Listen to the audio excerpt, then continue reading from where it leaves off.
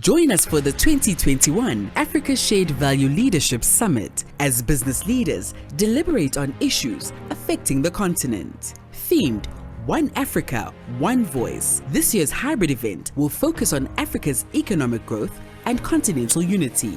Topics will include economic growth and the Africa Continental Free Trade Area, the agile African entrepreneur, gender equality and inclusion, as well as the Sustainable Development Goals. For more information and to register for free, visit africasharedvaluesummit.com today and join us from the 8th to the 9th of November 2021.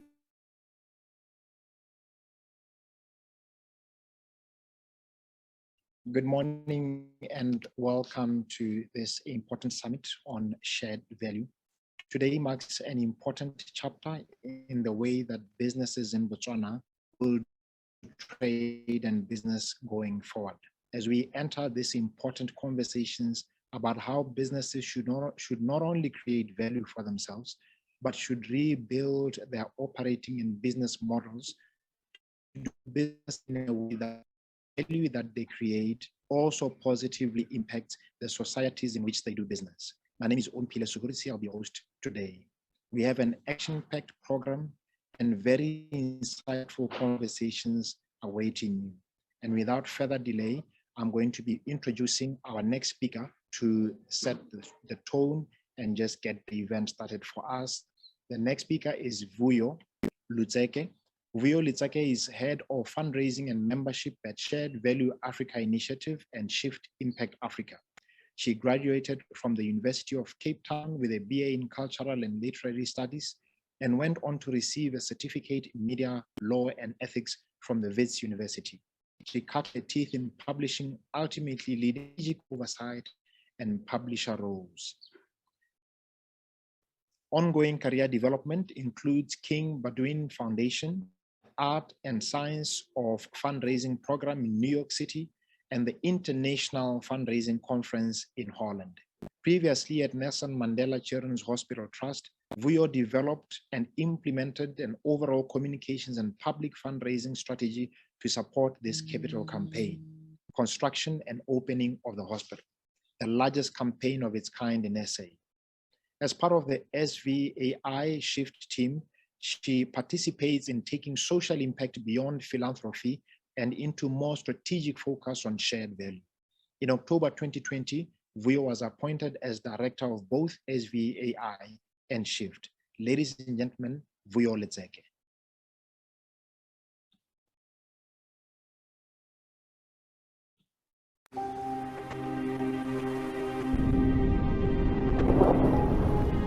What is it about Africa? Some see struggle. We see opportunity. This is where we thrive. Africa is a land of contrasts. Hundreds of millions of our people live without access to clean water and electricity. Yet we have more entrepreneurs than any other continent, and by 2050, half of the world's youth will be African. Africa's been busy. We're urbanizing, embracing technology. We're sprinting forward with some of the fastest growing economies in the world. It's time for African-driven solutions to African problems. It's time to seize the moment and create our own narrative to build the Africa we want. Business has the power to bring about change at scale and make money doing so. The shared value business model reconnects business success with social progress. Shared value is also about partnerships, building business networks that create inclusive growth.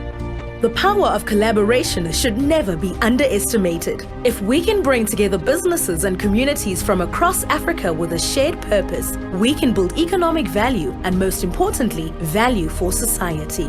It's time for Africa to become the economic powerhouse of the future. Become part of Africa's most powerful shared value business network. Join the Shared Value Africa initiative today.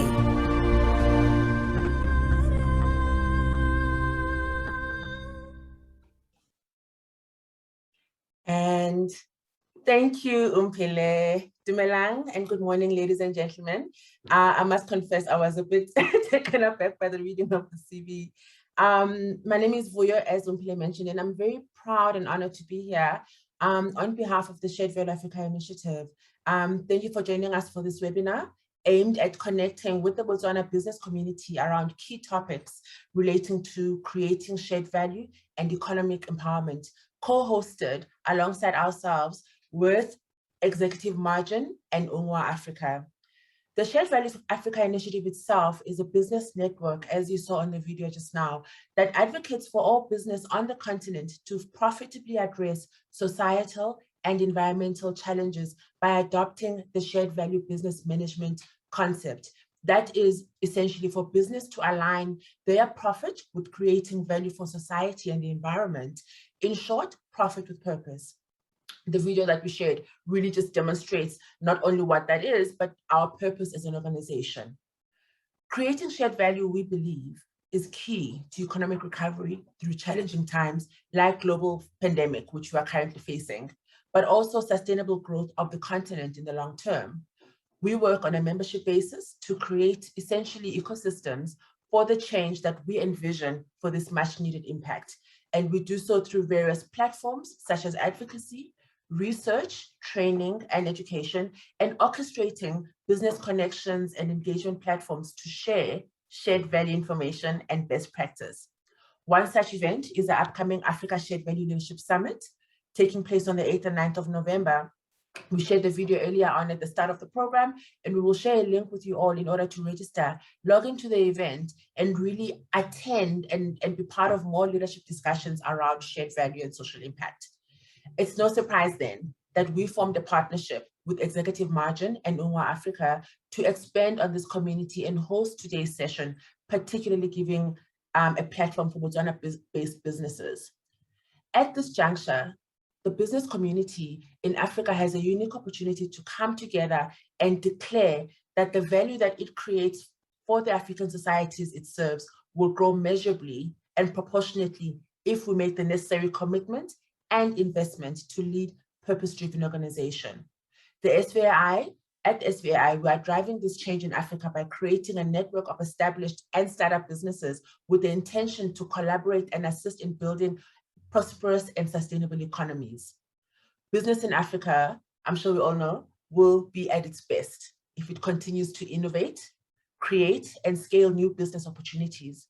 Africa is right now at a critical crossroads. The 21st century can mark the rise of Africa out of poverty, but this will require existing business silos and cross-border barriers to be eliminated. It cannot be done without the involvement of business leadership. It is imperative that we create a network backed by business across Africa, both established and up and coming, to collaborate, cooperate, and engage at all levels to build stable, prosperous, and sustainable economies that will leave no one on our continent behind. As I mentioned earlier, that we as SVI convene platforms that bring businesses and business communities up from across the continent together to create a common purpose, build ecosystems to drive the growth of the African economy, shift Africa from being the poorest continent to becoming the most economically viable, and bring about change at scale to benefit not only business, but society and the environment. Our main objective is to build one of Africa's most powerful business networks. Shared value itself as a concept is about profitably addressing societal and environmental challenges through a business model, as I mentioned earlier.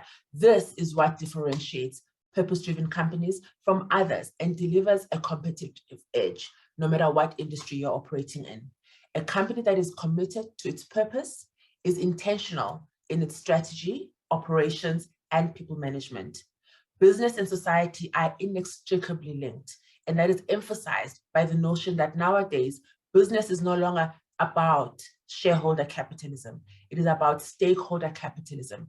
Business cannot thrive if the society in which it operates in is failing. And we cannot talk about creating a more equal society while excluding 50% of our citizens, and that is women. Statistics are plenty as to the economic effects it would have on all of us if we were to prioritize gender equality. About 12 billion rand in South Africa alone if we were to get gender equality right. How much more so when this commitment is replicated across the world? We are proud and honored to be here today with you all, having the first of many conversations around the importance of value creation in the Botswana business community. And we are grateful to all our speakers who will be joining us for this reflection and this discussion. But first, I would like to bring up a message from Bilonomi Ratsuni-Lisedi, Managing Director, of Executive Margin, which will immediately be followed by a few words from Homolimo Lolo Matiketla, founder of UNGWA Africa. Thank you.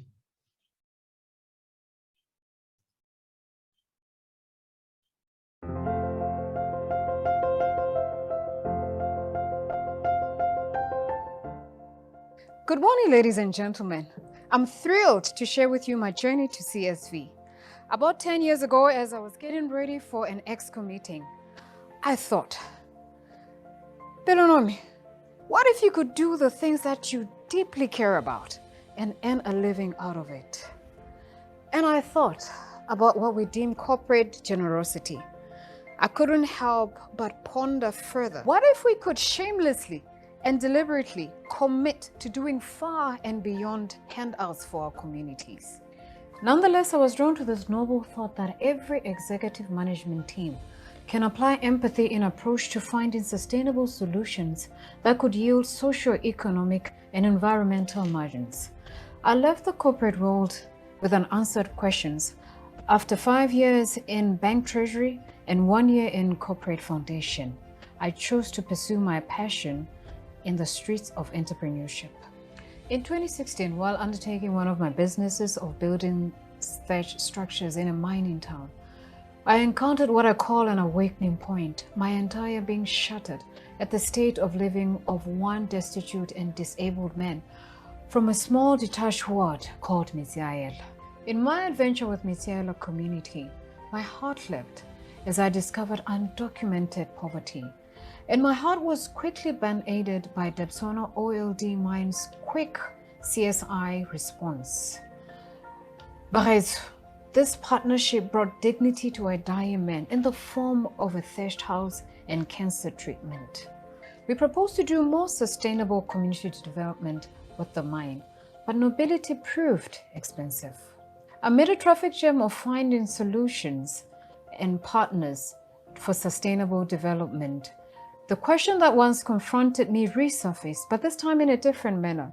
It was about 1 a.m. as we rolled into the Tlhakane bus rank, and a street vendor waltzed into the bus shouting,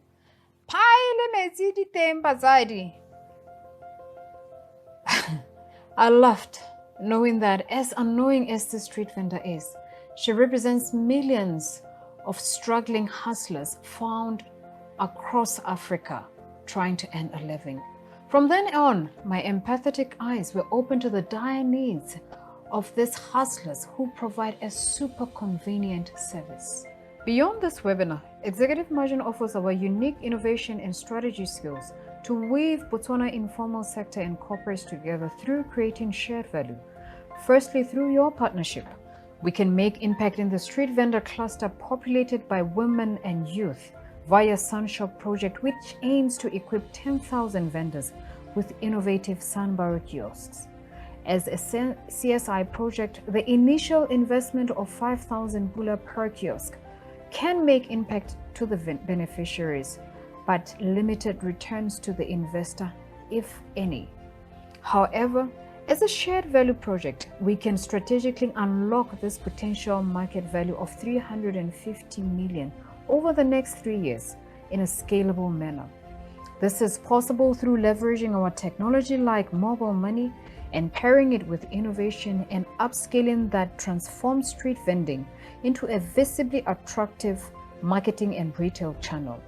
This small brand ambassador's hustle can earn them a decent income, not just to put bread on the table, but enriching enough to qualify them for SHA loans they need to build their own eco-friendly sandhuts. Secondly, when we leverage our interconnected business network in agriculture, banking, insurance, and collaborate with this social enterprise, we can provide Sun Foods, which are healthier street food products, and Sun Life, which are affordable banking and insurance services. All this begins when we deliberately commit to removing 10% of the makeshift kiosks found littering our streets and replacing them with Sunborrows, affordable corporate branded kiosks. And then energizing Sunpreneurs with life-changing products and services that serve your customer needs. In conclusion, you can live purposeful lives through your corporate strategies that implement beyond CSI and create shared value that makes impact at grassroots level.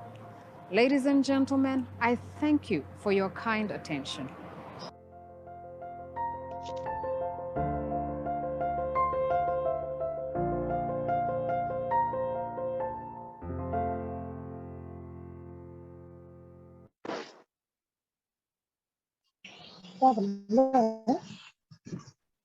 Thank you very much, Pelonomi, for that insightful discussion. We will be moving on with our program, but before we do, I'd like to take this opportunity just to give you some insights into what we have packed for you in the program. If I could ask my tech team to just project the program briefly so that we can all appreciate what we have in store for you.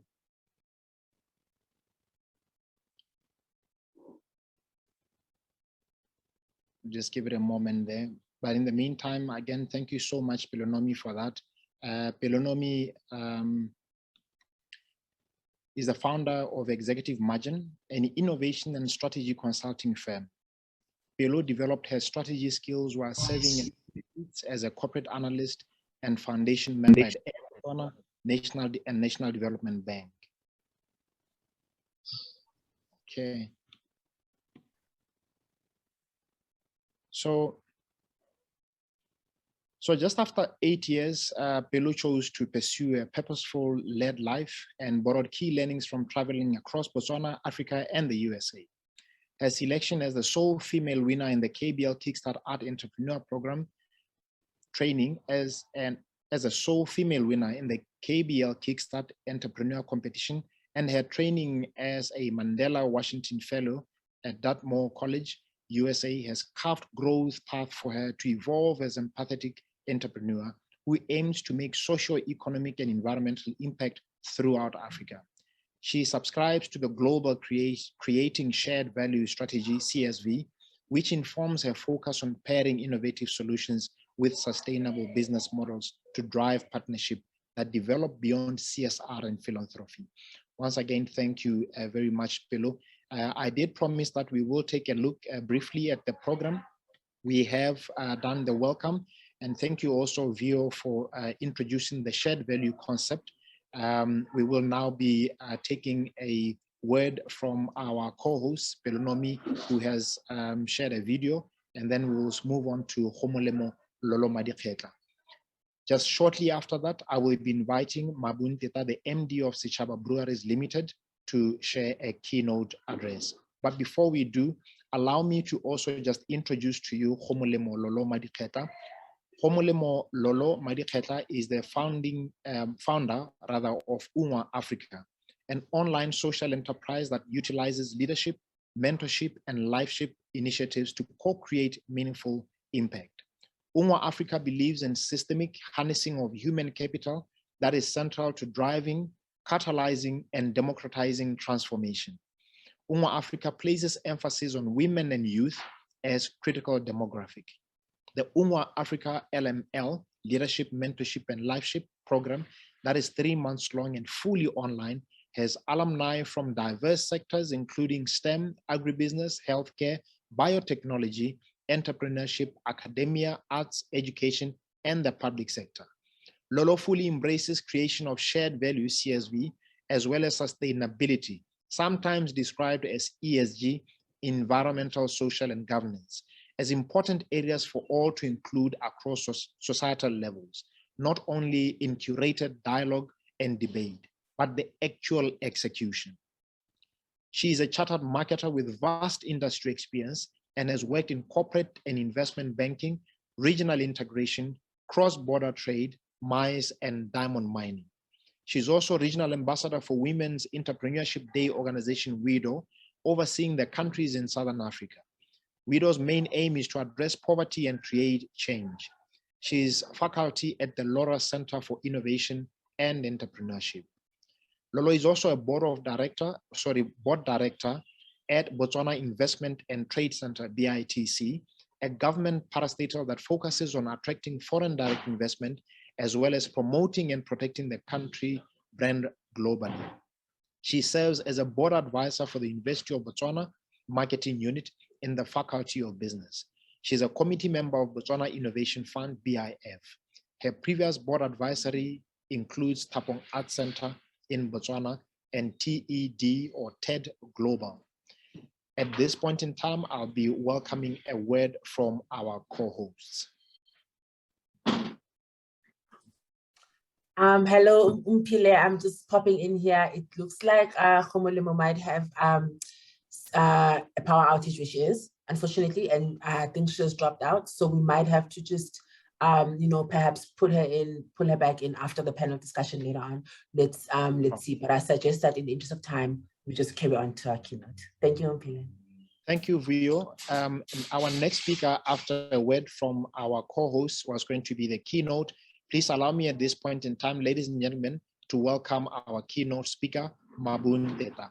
Mabun Teta is a self-made entrepreneur, a founder of a management consulting firm, Service Bridges Consulting, SBC, and was recently appointed Managing Director of Sechaba Breweries Holding Limited, an investment company listed on the Botswana Stock Exchange. At both organizations, Mabu oversees the company affairs and ensures compliance with governance and regulatory requirements. She has the ultimate responsibility for the welfare and safeguarding the interests of all stakeholders of the company and maintaining oversight of its policies and procedures. Mabu holds a Bachelor of Arts degree, a Master's in Business Administration, and certified in Corporate Governance and Leadership Development. In her management consulting role, Mabu possesses experience in training, process facilitation, and business turnaround services. Mabun Teta has extensive experience in corporate governance and leadership from both, I beg your pardon? In her management consulting role, Mabun Teta possesses experience in training, process facilitation, and business turnaround services. Mabu has extensive experience in corporate governance and leadership from both a training, facilitation, and board leadership perspectives. She serves on the First Mutual Reinsurance Board of Directors and has led directorship roles in private and parastatal organizations such as the National Development Bank, where she served as vice chairperson, chairperson of the Board of Transformation Committee, and member of the Board of Human Resources Committee.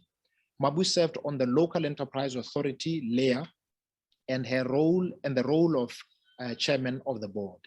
She has directed and facilitated performance improvement interventions for various private and parastatal organizations in Botswana.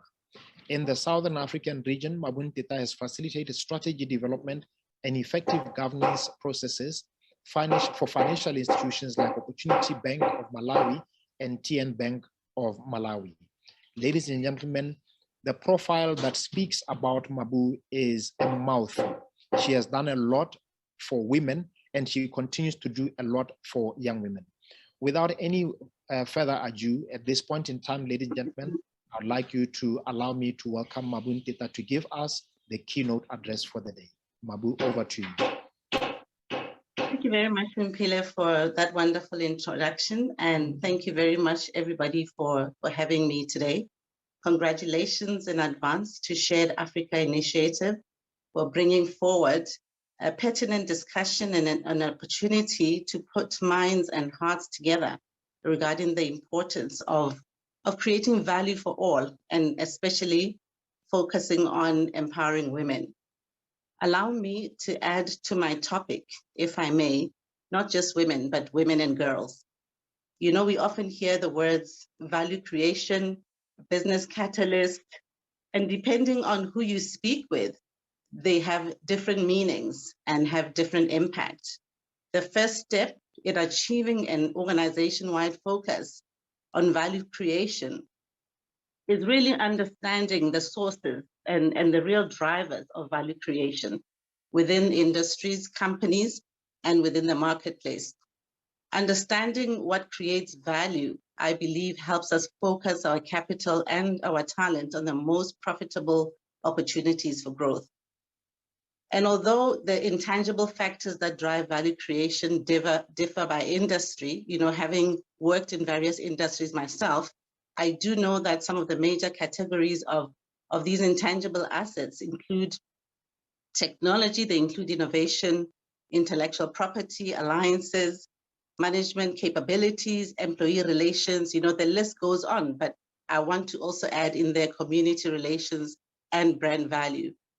Focusing on value creation forces us as organizations to adopt a long-term perspective and align our resources towards our future goals. Most investors will agree that environmental, social, and governance ESG factors help determine company prospects for long-term value creation. Numerous studies have shown companies with higher sustainability characteristics can deliver superior value over the long term. Please allow me as well to quote from the concept paper for this particular conversation, which says creating value is not about profit only. It is about creating a more prosperous society where all can benefit. And the key word here, Director of Ceremony, is all. To succeed and thrive should be for all. Nobody should be left behind.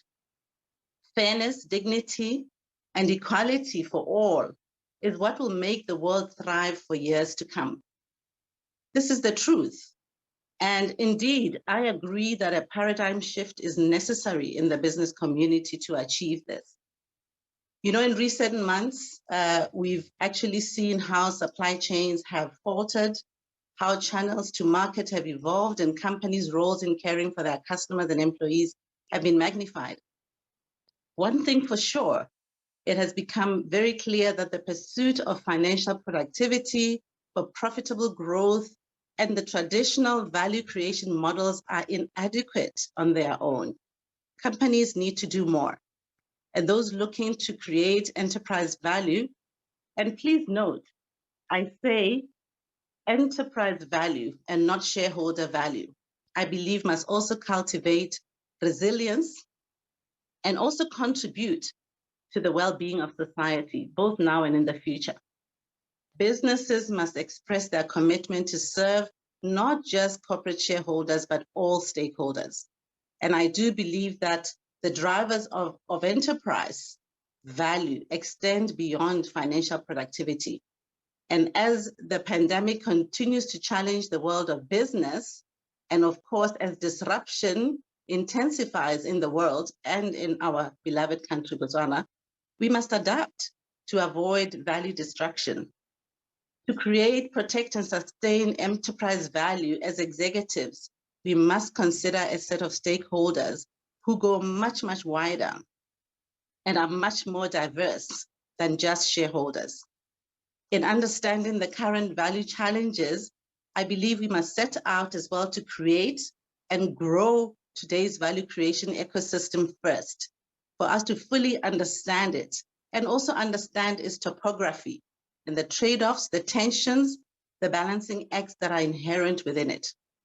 To ensure increased financial productivity, we know that capital markets for a long time have rewarded companies for investing to drive growth while also improving efficiency to make that very growth more profitable. That is agreed. That is well and good too, but it is imperative that Botswana companies, and I speak to Botswana because this is the market that I have worked for so many years in, enable and position collaboration and partnerships as the panacea or as really key to sustainable value creation. Because what happens when we combine value inputs from both partners in a collaborative activity, value is absolutely transferred between them. That is true, and that is a fact. This collaboration enables the creation of a new form of value for each partner, which they can apply to their business models. The society is also very key to this equation of value creation. And we cannot, and I emphasize not, speak of society without focusing on women and girls. It is not just a good idea to invest in and empower women and girls. It is just simply not negotiable. Deliberate focus on equipping women and girls with business skills, with access to finance and access to peer groups and networks to help them succeed in the marketplace is the best thing we can ever do for our long-term success and as a world and as a country. And aside from this market success, programs that empower women and girls have positive impacts on our communities, on our economic development. It's very important to understand the ripple effect that happens when women and girls become economically empowered. By investing in women's economic empowerment, we create shared value in the hope for a better shared future, enabling improved livelihoods for women, their families, their communities, while also, inclusively expanding our businesses. Healthy, educated, and empowered women and girls can foster the changes that are needed to create empowered communities and consequently a more sustainable and peaceful future for us all. When women and girls are empowered to live to their full potential, everyone will benefit exponentially. The world has seen progress towards greater gender equality. Oftentimes during debates, I know I'm taken to task that I am just too hard on the progress that has been made. But the pace of change, and I want to focus again on Botswana as a country, the pace of this change has been uneven. And there are vast inequalities that continue to persist. Significant barriers still stand in the way of women and girls and their ability to thrive. It is also true that many programs that aim to benefit women and girls don't actually empower them and may in fact sometimes reinforce their lack of power. A focus on empowerment, ladies and gentlemen, beyond providing resources or benefits, programs that aim to empower women and girls must also involve a process of social transformation. Ultimately, enhancing the control that women and girls have over their own lives is really what we need to be focusing on. Empowerment should be seen more as an expansion of choice and a process of ongoing change through which women and girls expand their aspirations, where they can strengthen their voice and exercise more choice. A woman or a girl can experience empowerment in varying degrees and across different areas of her life, in her home, in her family, at the workplace, and in her community. I also like to believe that empowerment is an outcome of women and girls having greater influence and control over their own lives and futures. Because it is true that when a woman or girl's choices expand, a vast array of opportunities open up to her, many of which she may never have previously imagined. So when a woman or a girl's voice strengthens, she's able to speak up, she's able to be heard in discussions and decisions that shape her life and future in both public and private settings. Unequal gender power relations characterize, a lot of patriarchal societies, and I have to say, patriarchy still exists in our beloved Botswana. These systems in which men hold primary power in political leadership, moral authority, social privilege, and really control of property and other resources are some of the areas that we need to stop just talking about. We need to really, really take true action to address these. Because guess what? Power relations, they shape disempowerment and the disadvantages experienced by women and girls, as well as their opportunities and well-being. Something that really touches at the core of my being, and having been part of a very, very sad story of what happened to two 14-year-olds girls last week, really makes my heart sore, because we need to enable women and girls to live their lives free from acts of threats of violence or coercion. Even women and girls who do not directly experience violence are affected by the prevalence of violence in their communities and the perceived threat. I want to also just direct, my keynote today to men and boys who are critical contributors and sometimes can also be barriers to the empowerment of women and girls. Men's attitudes and their actions matter.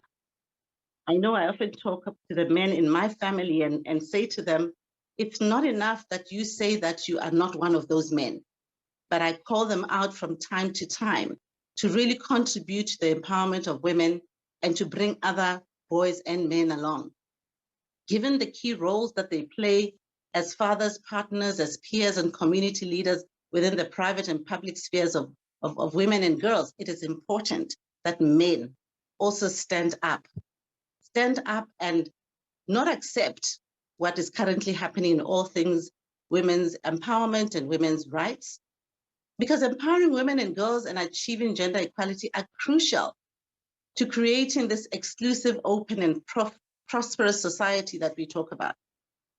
Gender inequalities persist in our country, and it is important to find new ways of addressing this issue.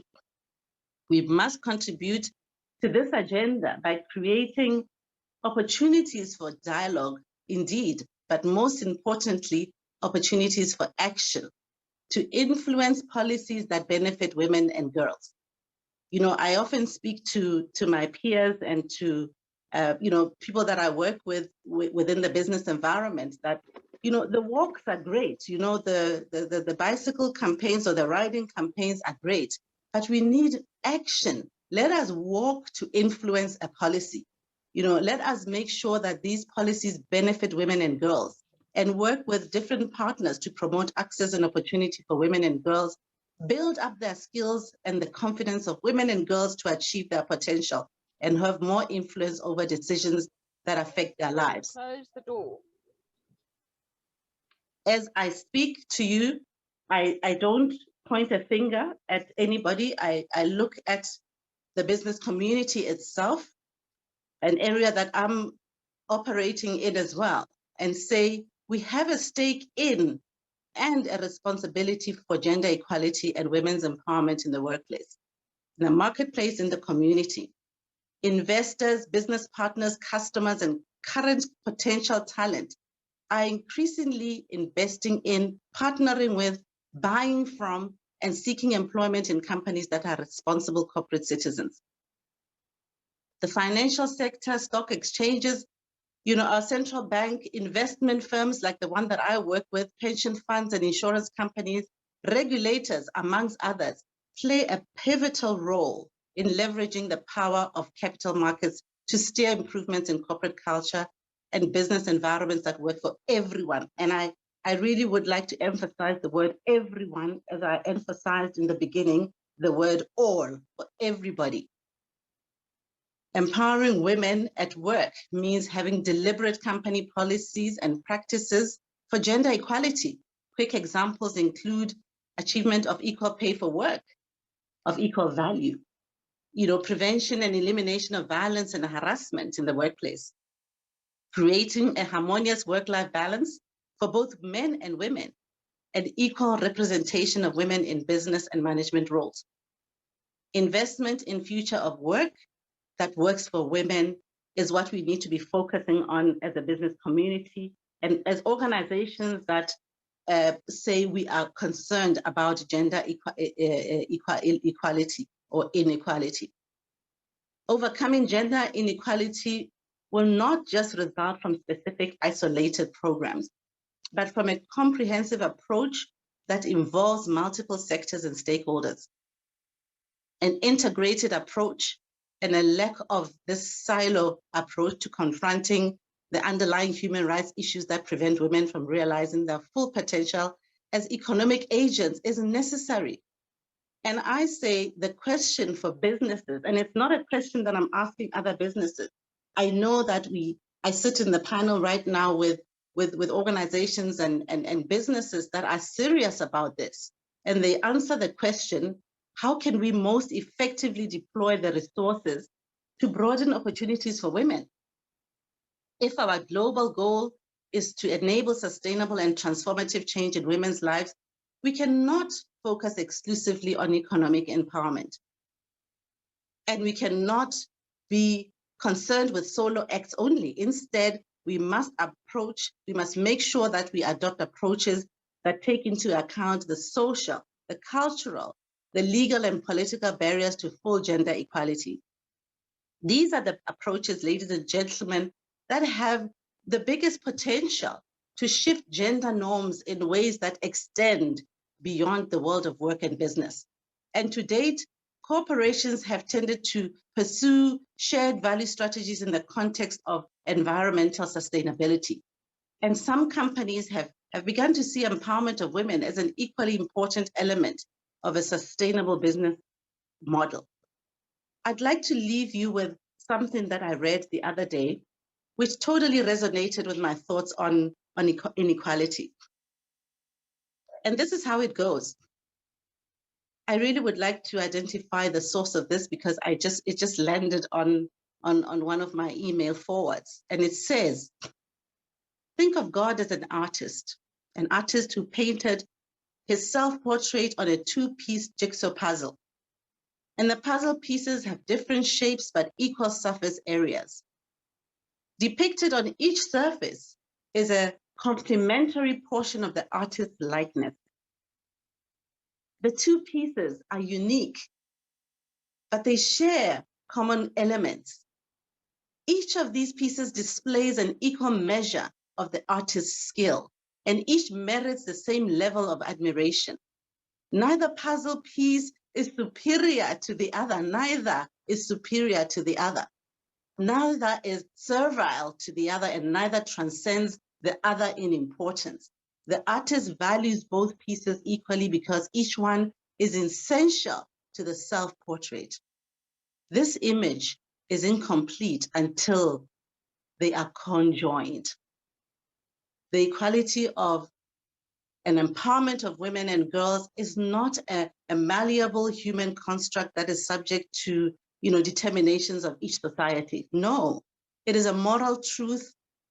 It is a divine absolute that is uniformly ascribed. We must therefore, ladies and gentlemen, espouse, exemplify, and totally defend the equality of all women in all walks of life, inside and outside the home.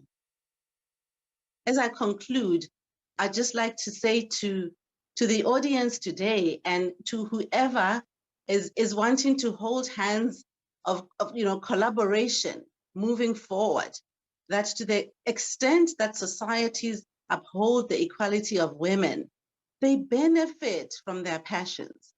They benefit from their preferences and their proficiencies. To the extent to which societies codify the inequality of women, they absolutely deprive themselves of their contributions. And honestly speaking, if they do that, they fall far short of God's standard. I'd like to thank you for your attention and once more congratulate the organizers for this very, very important discussion, which I know will go a long way in satisfying our mutual goals. Thank you, Umpile, and I'm handing it back to you. Thank you very much, Mabu. Very provocative discussion there, thought-provoking indeed. And I would not have expected anything less from you, Mabu. So the way you speak very strongly about the need to empower women, you're not apologetic about it, Mabu, are you? Not at all. Not at all. And I know that, I'm raising, boys and men, and they are privy to the conversations and absolutely to knowing that it's not about talking about it. It's not about defending it. It's about doing it, and it's really about time we stopped the talking and started the acting. And I like what you said about, very profound what you said about, it's not enough for for men that are not perpetuating violence or those that are sidelining women to say, I don't do that. It's no longer a ticket that works anymore. Absolutely not. And it's no longer a ticket, Umpile, when women occupy positions of decision-making in boards and we stand up and celebrate. It's not it's not a favor. You know, women are capable. And it is not because we are filling quotas. It is because it is the right thing to do. Sure. Thank you so much, Mabu, for the insightful keynote address. We will definitely be using some of your insights in our panel discussion. Thank you so much. Thank you very much. And once more, thank you for having me, and congratulations to the organizers again. Thank you. Ladies and gentlemen, at this point, we will be now moving on to our panel discussion, where I'll be introducing a few guests that will help me to unpack shared value at length.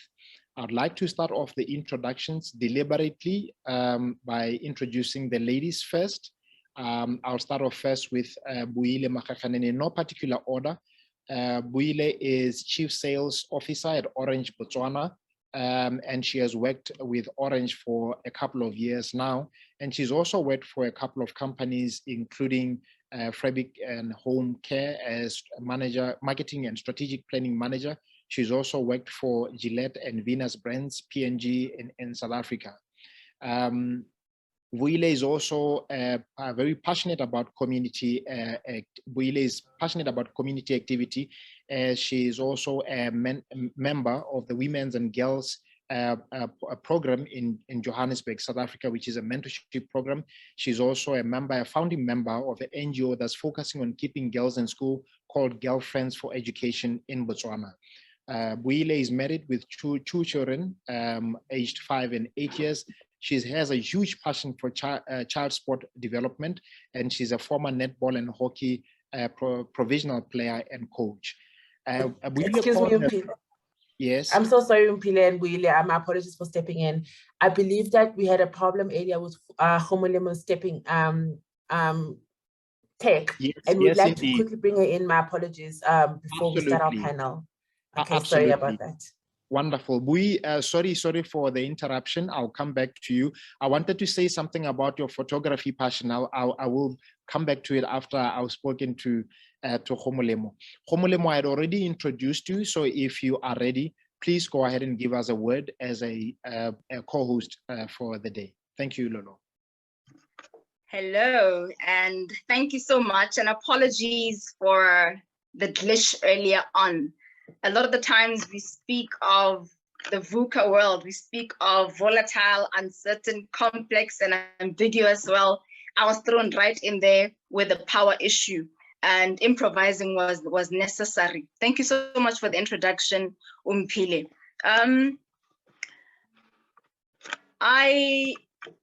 Before I proceed, something is really, really heavy in my heart, and I wish to share it, that in absentia, there's a former colleague of mine and friend who, in this 10-year celebration of shared value as an entity, he would have been perfect to be here today. May his soul rest in peace.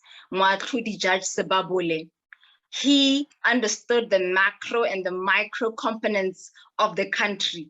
Over and above that, he was at the core of the transformation agenda of Botswana. And that is where the intersection of shared value snugly fit in. And that to me is something that I wish each and every one of us in our different spaces would ask ourselves, what are we doing and how can we show up in a bigger way to solve problems while being able to yield profit? I believe Umpile has already done my introduction, but kindly allow me to say a little bit about UNGWA Africa. UNGWA is a social enterprise. It's a social enterprise whose name stems from a Botswana verb that means be fruitful, grow, and multiply. That alone is an invitation, if not a loving instruction, to do more and be more.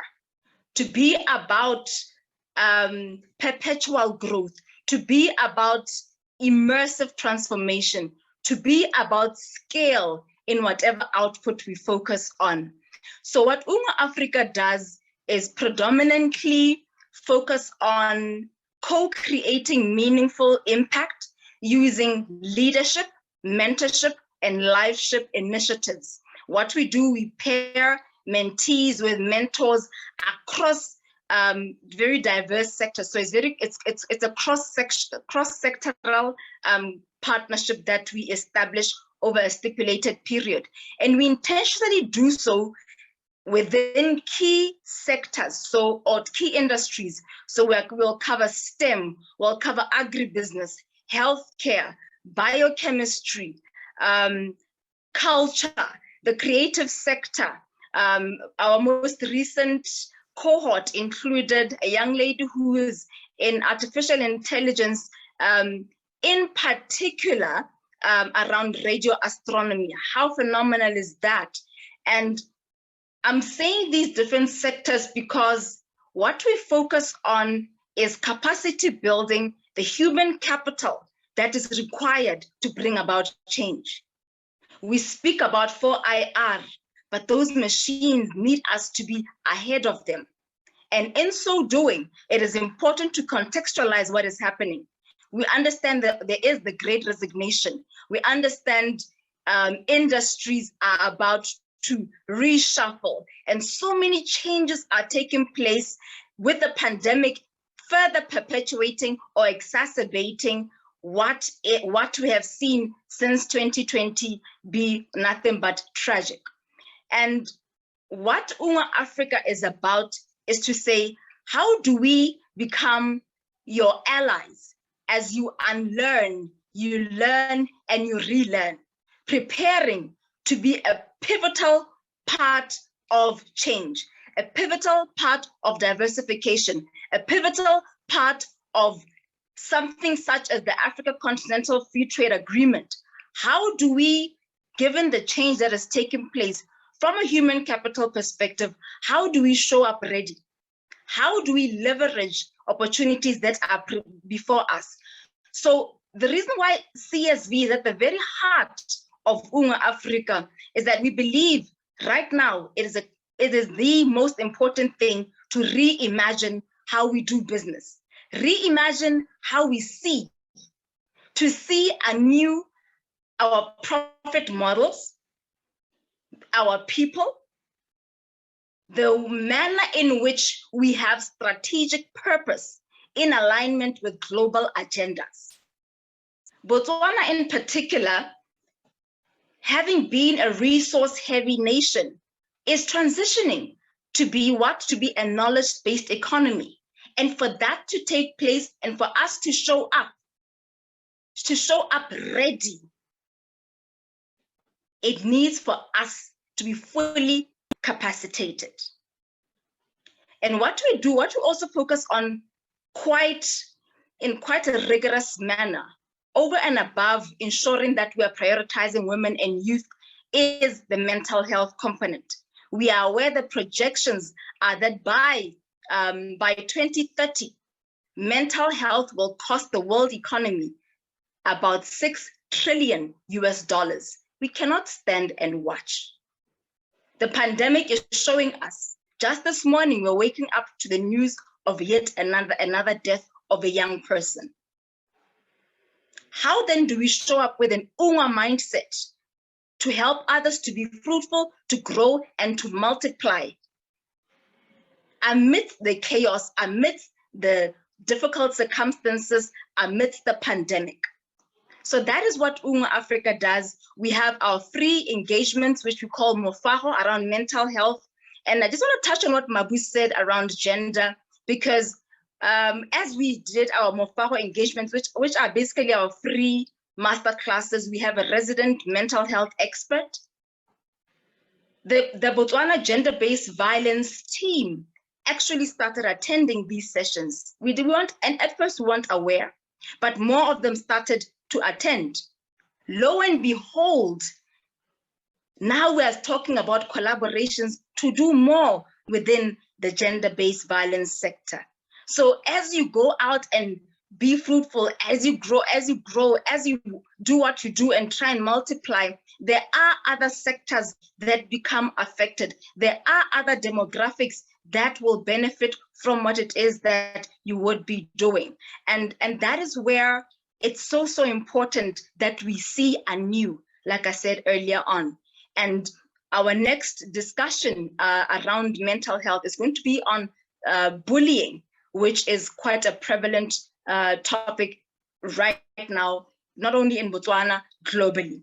So I really encourage everyone to take shared value very seriously, and it not be something that is non-operationalized and only in documents at senior offices, but let it be a very compelling conviction from the C-suite, but driven right to the bottom line. Let the buy-in be about people being involved and immersed as we ensure that we are inclusive and we are diverse, as we embrace our visions to knock the CSV component, to really ensure that our communities are benefiting. So I really encourage all stakeholders from the diverse, I know the call, we have students on this call, we have people in public sector, private sector, but let this be something that everyone feels I can be a part of that.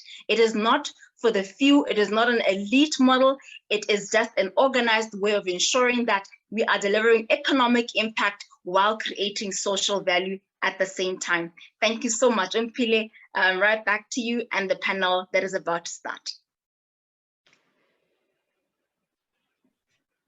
Thank you very much, Lolo. It's wonderful, the words that you said. And I guess, as I said earlier, these are the kind of assertions that we need to move on into the discussion.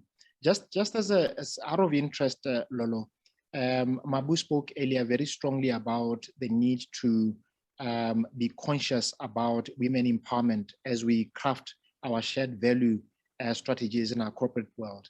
Are there any, key population groups that you believe are equally over and above just women and girls? Are there other priority populations that you believe should be considered? I believe that question is a bit like saying Black Lives Matter. Oh no, all lives matter. I believe it's a bit unfair. And Mabu is speaking based on data. And it's important that as we do what we do, we don't, now let me, disclaimer, I'm a mom to a boy child, okay? And I'm passionate about the male population getting the attention and being responsible. But research is showing us, it is glaring. As we speak, Botswana is #1 in the world for rape. World, Mpile. That leaves you in a compelling position to say, this is a burden that I will bear with all that I have. I will bear and I will collaborate, and to ensure that we are able to address and get to the root causes. It will not only be about, it's not, you see, it ceases to be a gender issue. That's why COVID-19 is not a health pandemic. It's now a systemic issue that becomes a economic issue, a social issue, and really cuts across, which is important that we approach things with from a systemic change perspective and apply behavioral designs just on that. So for me, it's a no-brainer. Research shows us that youth we do have the demographic dividend. We do have the numbers showing how much women still need to do to catch up. And if we're able to play a role in that, fantastic. We're not saying because we're focusing on that, anybody else matters less. You matter, Mpile. You matter so much. Thank you, Lolo. We will be taking this very same question, this unfair question again, into the panel discussion. But thank you so much, Lolo, for your insights. Thank you, sir. Thank you, Lolo.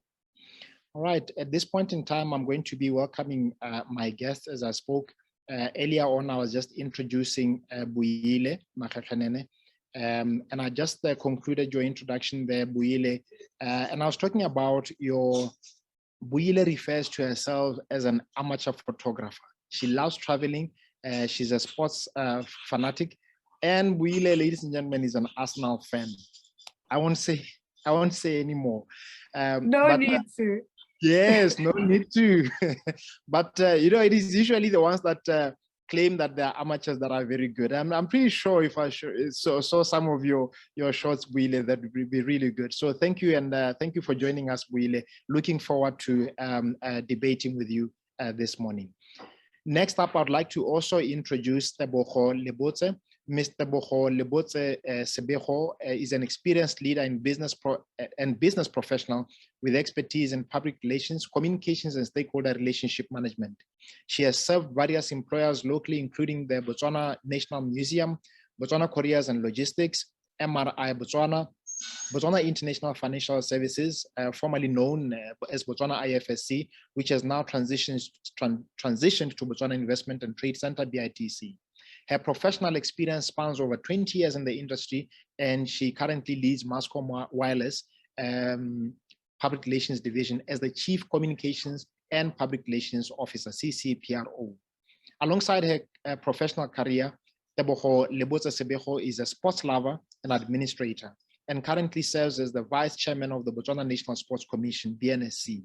She took over the position in 2019 and continues to contribute immensely to the growth of sports locally. In 2017, she successfully led the team that delivered the Netball World Youth Cup here in Botswana. At the time when she was Africa Netball President and sat in the International Netball Federation Board. Tebi, as she's affectionately known, is also a wife, mother, and mentor, and has a keen interest in inspiring, especially young girls, to embrace hard work and lifelong learning. Tebi, welcome, and thank you for joining us. Thank you very much. Good morning to you all. Thank you so much, Tebi. I can attest to your love for sports. Do you still play netball, Tebi? I intend to go back. Okay, I'm sure you will. I'm sure you will. Next up on my panel of speakers is Sean Molokwani. He's a senior product designer for Botswana Institute for Technology Research and Innovation, B3. A passionate creative practitioner in design products and services, Sean Molokwani has been involved in the practice, teaching, and research in design for 28 years. He is currently leading the transformational impact of products and services nationally through management of design, development, and production of technological solutions at the Botswana Institute for Technology Research and Innovation, B3. Sean has extensive work experience and expertise in innovation management, technological innovation, user-centric experience, and business innovation. He offers user-centered design expertise, product value addition advisory, and design thinking and service design training. Sean, welcome to our discussion this morning. Thank you, Mpile. And I just wonder if you also have a love for sports there, Sean. I love sports too, but you know, I don't play much. From the sofa, I watch. Yeah, well, all right. I do play golf. So they say it's a lazy man's sport. Thank you, Sean. And last but not least, I would like to introduce Kuitsemang Kuitsafalo. Purpose to impact the lives of young Botswana at a global scale. He's an astute visionary clothed in undeniable brilliance. Being backed up by an impeccable track record of success that speaks for itself, Kuitsemang Kuitsafalo is an author of a disruptive book titled Think Like an Entrepreneur, Act Like a Prostitute. A disruptive book indeed. And his latest release, Marimav. He has spearheaded a nationwide organization, Albrimo, of which he now sits as his founding patron.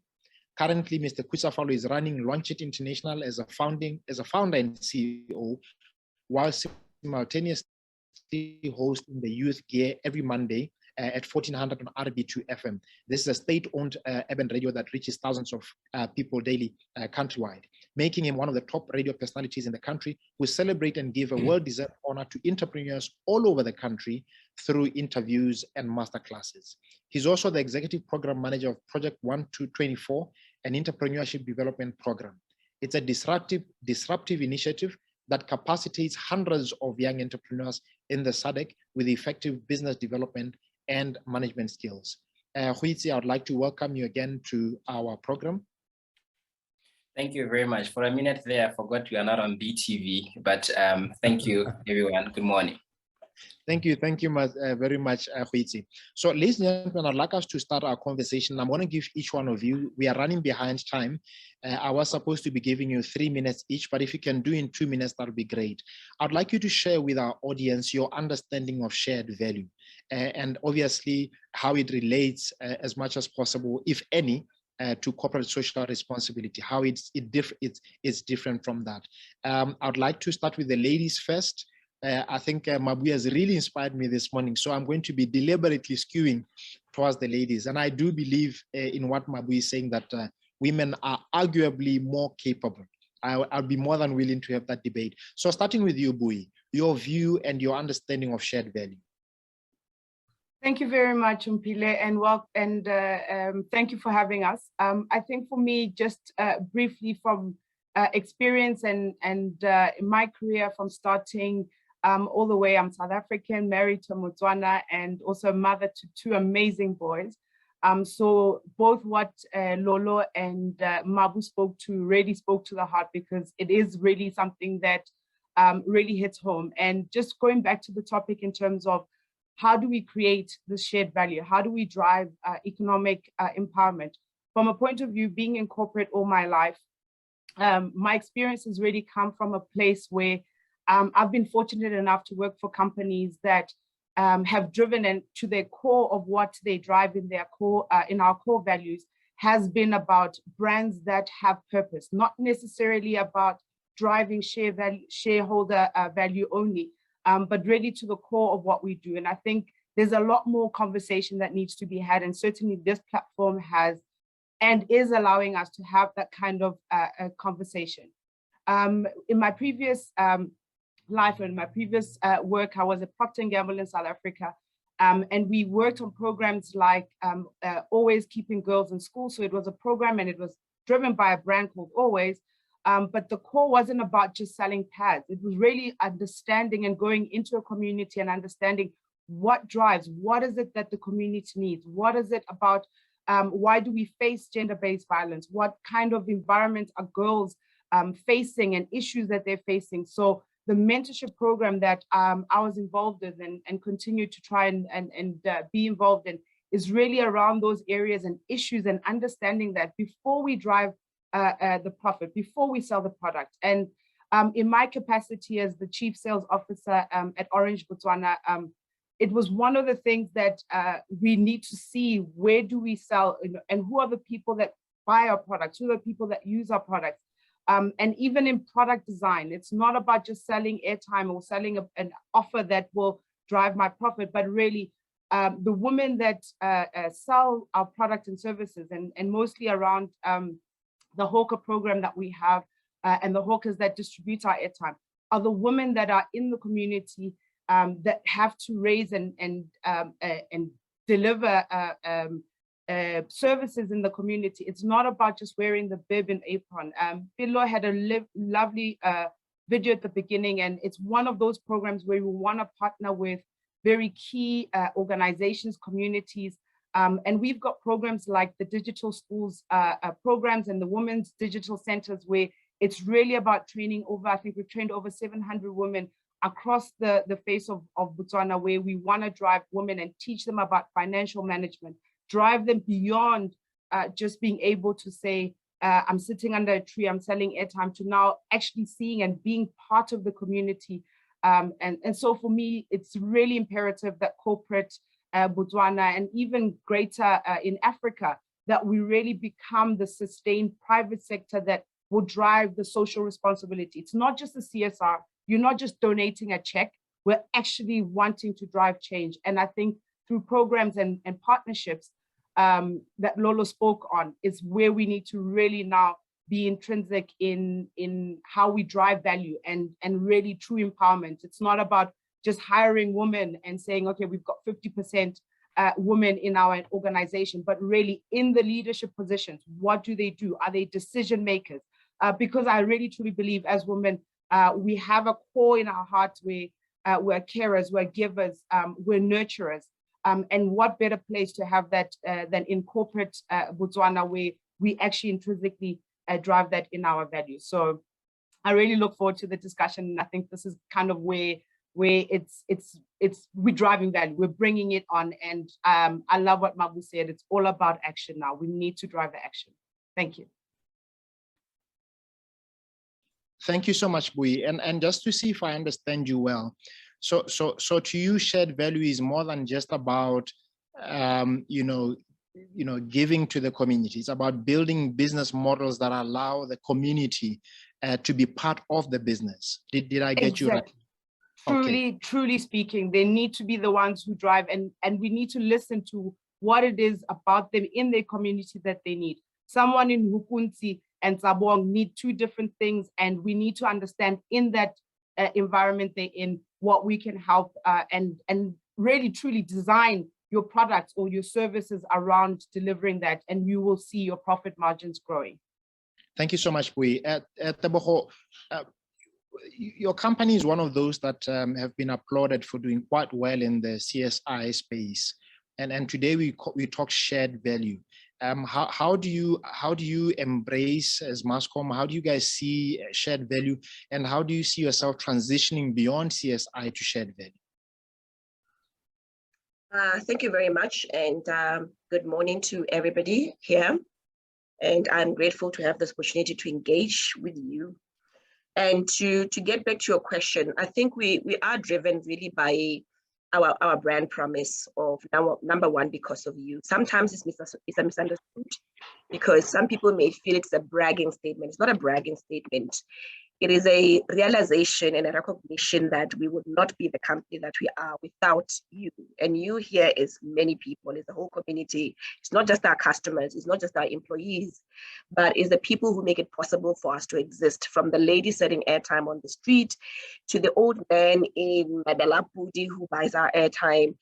These are the people that make an impact. So whatever we do from a CSI point of view is driven by the recognition that it doesn't matter how much they're contributing to us, whether it's 5 pula or whether it's 1,000 pula. These are the people who really make us the company that we are, and we have to recognize that without that 1 pula, cumulative 1 pulas, we will not have the business that we do. But to get to the point of shared value, I mean, I've been sitting here and thinking that sometimes we grapple with these terms, and for me, I always when I find that a term sometimes it's a bit foreign, I go back to Setswana. I mean, Setswana is very rich in such synonyms. It takes a village to raise a child. You know, if we go back to these things, we will unpack shared value much more easily. It become more relevant to us, because we've lived shared value. We know we know the impact of what we can do collaboratively as a community. So for me, just to unpack it, for me, let's just go back to the basics. Let us forget the complicated English. Shared value is about remembering that it takes a village to make a village. It takes everybody in that village to make a contribution. You cannot prosper by yourself. You cannot leave somebody behind. And this speaks directly to the SDG goals, leaving no one behind. And leaving nobody behind doesn't speak about complex things. If it talks about technology, says, if you're a technology company, use technology not to leave anybody behind. And the purest form of not leaving anybody behind is to end hunger. And we do know that with COVID and the impact, there is a lot of hunger out there. I mean, the story that was related, this is the reality of our country. A lot of people are hungry. So let us just go back to, for me, it's just to go back to the basics about what does it mean to understand where you come from and how you came to be here. We all know how we came to be here, especially those of us who are older, the older generations. Thank you very much. Thank you so much, Tebi. Very profound there about going back to the basics as Botswana. that our principles as a nation are have a deep sense of shared value in them, and that if you go back to our roots as a nation, we will find it very easy to embrace a shared value. Sean, I want to come to you, and as you speak about your understanding of shared value, shared value at the core of it is really about building business models that enable you to prosper as a business by creating value, not just for yourself, but for society. Is it possible in your view, is it practical to build business models that benefit suppliers, that benefit communities, that benefit different sectors of community without driving a loss-making business model? Yes, it is possible. Really, you have to understand the whole ecosystem to be able to make it work. At Bittree, we conduct needs-based R&D, research and development. So we identify, develop, adapt technologies and provide sustainable sort of innovative solutions. And this, we do that with the user in mind. So we do a co-creation sort of activity to produce the products or services that are, in line with the national priorities. So, and to do that, it's a three-step process where we would do a needs assessment first, and then we come and do a co-creative development activity with the users, the suppliers, and all the sort of stakeholders that would bring to bear the success of that product or service. And then at the end, after we've implemented, we still go further and look at, user satisfaction sort of evaluation of the success of that. So it is possible that if you actually sort of start to understand, and I wanted to go back to what my sisters have been talking about how do you really create that value. Is by economic diversification. And what you are essentially doing, you are building a social sustainability. Social sustainability is where like everybody is a winner. And in our context, what they're talking about is going back to the roots. If we build business models that are based on what we know, the Kenyans of this world have done the M-Pesa.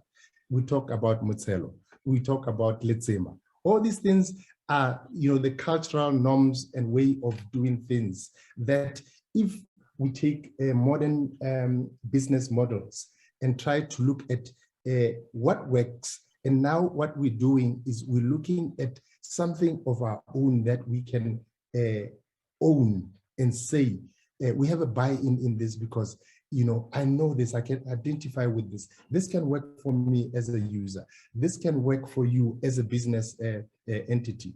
And the technology, the feasibility. So we're talking about a sweet spot between the business viability, the user or needs desires, and the technical feasibility. The sweet spot is where you are innovative to be able to bring a successful sort of idea solution that works around for everybody because you've duly considered every stakeholder and everybody feels part of it, of the journey. Thank you, Sean. So in your view, it actually starts with taking the perspectives of the different users of a particular service or a product, taking those needs into consideration right at the beginning. Those are at the center of anything that you do. They will make or break your business. The user is going to be the driver of that. And you bring everybody else, all the other stakeholders around that. So just very briefly, Sean, when you use the term itself, shared value, almost has a connotation of I could eat the cake alone, but now I've got to cut a few pieces for other people. Does it? And when you interpret it like that from a bottom line perspective, if I could have made 2 million pula as company X, it means I'm going to share my 2 million pula. But the inverse is quite true.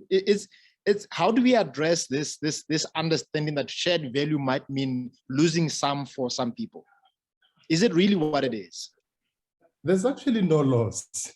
The idea that there's a loss is because you don't understand that if there's just one of you dealing with this thing, you may not even be able to start. You may not even make the 2 million. Yeah, you will not even make, you know, the 10 pula or the $10. You may not even be able to start because you just don't have the essential elements to actually, you know, get on board and make the business, you know. So and there are so many of these stories and references, like there's in that Bible, the stories of, you know, one twig, you bring one twig, you break it, and you bring two of whatever a number of them, you can't break them and all that. It's like in the numbers, we are stronger, we are better. We've got more brains, we've got more ideas, more whatever, more resources, more everything. Yeah. Thank you so much, Sean. Huiti, I want to come to you now as a young person and one person and a person that deals very closely with young entrepreneurs. Young people are obviously listening in this discussion and thinking, you know, how do we bring about shared value to create opportunities for young people? And as Mabu said, including especially young women and girls, they are looking at this, listening to this conversation with a view of how do corporate create opportunities? We can only live and make a living as young people if corporates are making deliberate about making opportunities for us to thrive. How do companies go about to create opportunities for young people, and especially, as Mabu said, young girls and young women? Thank you, Rasul Rutsi. And I think for me, I was raised by a woman who instilled this idea in me that life is not about how many people are clapping hands for you, but how many people actually get an applause because of you. So, you know, when you grow up in a humble home where your mom cannot really afford to feed you, but she's a member of a community that actually understands her circumstance, and they understand the kind of children that she has and the kind of future that they can have. And they decided not to just say, you know, this is our own children, so we will raise our own and everybody will see what they will do with theirs. So I grew up like that as a product of a shared value community, which says the things I was eating usually was from my neighbors, and the shoes I was going to school was from one of my neighbors, and the school fees that was being paid was paid by government all my life. I don't know what it means to pay a table for school. And then when it got to my time to really realize what's going on in the world, and when I started off in the world of entrepreneurship, I really had this thing in my mind that there's a lot that you can actually do by investing in one child, because you never know what that person is going to be. And then it became like a mandate for me that to say everything I'm going to do all my life is always going to be, at the end of the day, when I look back in what I want to do, is it going to be about this is what I have built for myself, or is it going to be about the community, the young people that I've actually raised with what I'm doing? So I have this idea that when I get to a platform like this, it's not really about me, I'm blessed to be here, but it's about how many other young people in the next summit can be able to speak when they're here. And then I'm blessed also to be working with brands and corporates that actually share the same sentiments with me in line of there's a lot that corporate could do in bringing small businesses on board. And my job has always been, helping the young entrepreneurs when they are starting off from the very beginning, when they're doing their business model canvas, and when they are, recalibrating their ideas to incorporate shared value, which allows them to know that the resources that they have may not be enough, for them to do what they want to do, but collectively, we can actually share each other's resources and achieve a common goal. Because at the end of the day, we are all targeting the same communities. It's not about who got there first. It's not about who got there faster. It's not about who's the brightest. At the end of the day, there's like Orange and Mascom alluded that at the end of the day, there's one young one young person or an old elderly woman who's selling airtime. And that airtime, it's not just airtime. That airtime, my mother sold it. For me, it's a chance of a bread. It's a chance of a candle, because at the end of the day, it's about the people having the richness of humanity. And as we said in Africa, the Ubuntu that we have in our hearts, that we know that what we are doing is more than just profit. It's actually helping somebody reach a certain level of their life, to have a certain form of dignity. So this has been the things that we actually do as Project 124. When we started in Gaborone, for example, we built around 111 entrepreneurs that had to prove that this is the type of business that we have. What is the main question that we always ask them is, what is the problem that they are solving? And most of them got to realize that the reason why they wanted to get into business is because they were profit driven, which there's nothing wrong with it. But if you are not, you don't have a clear mandate of how this is going to be able to invest in society, this is going to invest in improving the humanity of the people that are actually going to be beneficiary of your business, not as a corporate social responsibility where people feel obliged to be able to take a cent to a community, which is what I've seen that has been happening for a long time in the country. But over time, many companies have come on board to realize that the money that we put in community, especially even through projects like ours and many others that target young people, it's not about we've made $1 million and we will look bad if we don't give you guys 10,000. It's about also understanding that the work that we do, it's not about us, it's about those young people. And it's not even about them at all. It's because it's about other people that are under them.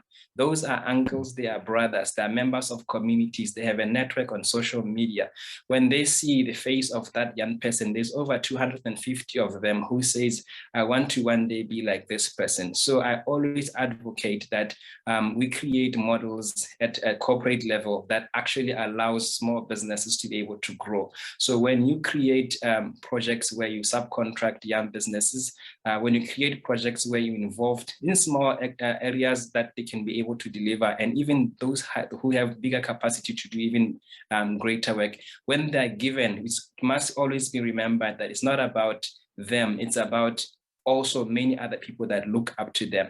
So that has been a greater work of what I've been doing. Also as a writer, to tell the stories of my upbringing, where now we try to demonstrate how I grew up, because I think it's not a coincidence that I have the life story that I do have, and the testimony that I've seen around me. I can tell you that Botswana still has that community mindset that says we can raise our own children. Maybe we got lost along the way when we started, being focused in building big profit, building brands that matter, doing all of these things. But I'm seeing a lot of us actually coming back to what we always known that we must do, which is taking care of each other and actually making sure that we're building ourselves as a country, community by community. Thank you so much, Huitzi. We are running behind time. We should actually have been concluding this conversation around this time, but I still have a few more points that I'd like to just go around the table with. So if I could just ask our guests to please just bear with us. I want to come back to you, Bui, and I want us to simplify this concept. Sean said earlier on, it's not there's no loss, to take his exact words. There is no loss. In fact, it's a win-win. It's sort of, I've learned that if I allow you into my business and work with you, we win together. I do more than I would have, or I gain more than I would have gained when I was doing it, if I was doing it alone. So I would like you to give some very living examples. And again, Mabu spoke earlier about the time to talk is over. We need to talk action. So talk to me about some of the living examples, just that you guys are working on to bring the concept of shared value to life in your corporate space. Mpile, you are, Hutimang spoke right to the core in terms of bring back humanity back into the corporate or back into what we want to drive. Ubuntu is not going to grow by itself. Ubuntu is within us. And one of the key things that we are working on is, as I've touched on, is on the digital school. So it's not just bringing in the women's digital centers, in areas that are far off. We know that in the urban areas, there are opportunities are far more than Batubako High. So we have gone back and said, okay, what are the needs? How do we grow these? Who are the women? Our children are leaving home, going to school, going to go find work. The women are left behind to really care and look after the community. We've got programs where within here, the women are basically taught digital technology skills. So not just to have a smartphone or move from a Lesedi Lami to a smartphone, but now to really to say, what is the, how do I empower her? How does she know how to balance her books? So when she spent 200 pula to make 300 pula, it's not about taking away. It's really about how do I now add beyond that? We've got clear partnerships where we've started discussing with Philo some years ago with Margin Executive, where they really have come up with concepts and even reaching out to us and to corporates to say, guys, how are you guys reaching out to women? How are you building those? So we've got besides the digital women's things, we've got the Hawker program where we looked at sun borrowers. They're sitting under heat. If you know Botswana heat, you know that when it comes to November up to February, there is no ways you can sit under 40 degrees temperature. And how can we harness? So some of the things was, how can we harness this heat? How can we harness the solar to be able to then charge or be able to provide outside of airtime, use the solar panels to be able, so she's come up with, we work with partnerships like below where we've come up with sun borrows where they have the facilities to be able to not just carry the load, but to be able to secure their business, use it as a platform where other communities and other brands can come in and advertise and use their tools. So they also drive entrepreneurship. They use that vehicle to be able to draw in other income outside of just selling our products, but to be really extend themselves beyond that. And of course, for me, the most passionate one is about the youth. It's about building startups. It's really about identifying entrepreneurships, not just in the space of technology, but in the arts, in sports, where Tebogo is also highly involved. Those are the areas that we really need to harness startups and focus on SMME. We've seen with COVID that is the sector, that is where the bread is being built. That is where we need to really filter in. And those are some of the areas where we, through our social venture prize, had donated, not even donated, worked with youth and startups to really come up with innovative ideas that will go beyond, that will be bigger than Orange Botswana in the future. And you know, it starts small, it starts with the youth, it starts with startups, and in future we're hoping to have a lot more corporates that have come from programs that are far more sustainable than just donating 50 pula, 100 million today, and tomorrow they will actually drive their own businesses and hire, hopefully, our children and hopefully other people that will drive a bigger economy. So I think in Botswana we have huge hope, but the action starts now, and we're already starting and we're already driving with around 10 digital centers around the country and growing more in the next 5 years. Thanks, Bui. Very, very briefly before I move to you, Tebi, how quickly do you think the shared value concept will catch fire, so to speak, in the Botswana boardrooms? Does it sound like an alien concept that might take too long to grasp, or is it something that we're likely to see growing at a faster pace? And I know there's a couple of organizations that have already started. Yeah. You know, embracing shared value, even at a strategic level. I'm privileged to work for a company that has actually done that. But how quickly can we begin to see the fruits, the real fruits, and not the tokenism, not the favors, the real stuff of shared value hitting the ground? I honestly feel with COVID-19, it's the one change that has propelled a lot of companies to start having a serious look at their values at their core. Not just the bottom line, but to say, how are we, this pandemic has taught us, as Mabu said, way beyond that. So I feel that it's an agenda that starts at the top, but honestly, in my daily life, I intrinsically put it in within my team. So I don't wait for a board meeting or for validation or a policy, or that is key. That's going to drive the fundamentals. But I really encourage even our guests as well as those watching at home, let it be something that you do intrinsically in your business, in your space, in whatever influence you have. So certainly I think in Botswana, we are being propelled to do it.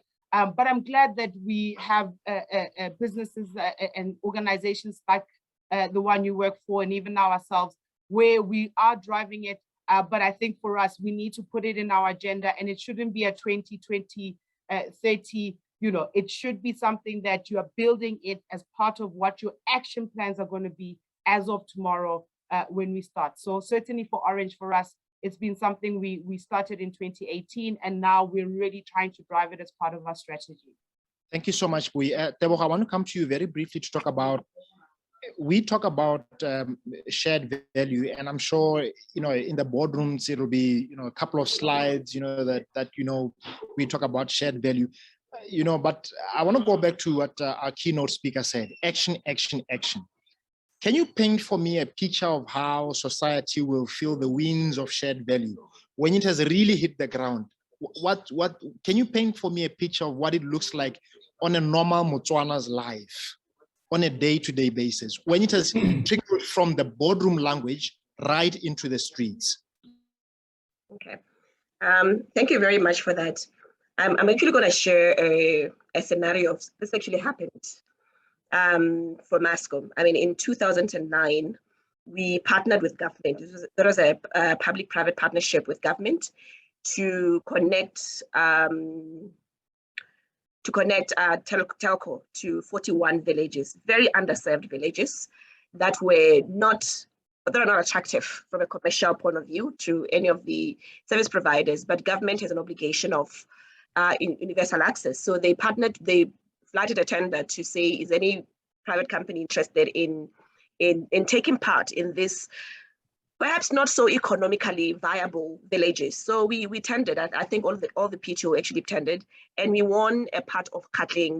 We won 41 villages in Katling. Fantastic. So we have an obligation to put technology in these 41 villages. So we do that.